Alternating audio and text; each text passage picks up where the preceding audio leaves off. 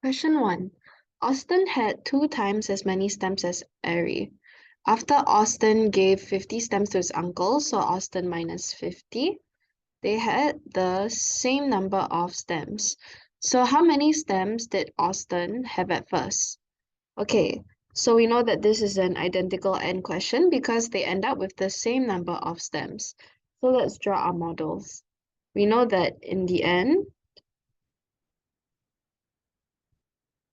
Austin and Ari have the same number of stems. And we know that in the beginning,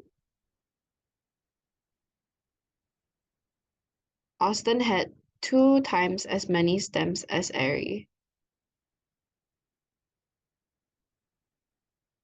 So Austin has 2 units and Ari has 1 unit.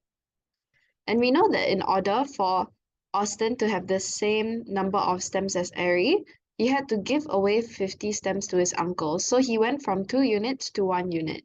So we can deduce that 1 unit is actually equals to 50.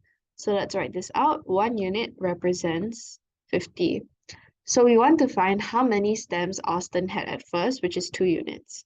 So number of stems Austin had at first would be 2 units, which represents 2 times 50, which gives us 100.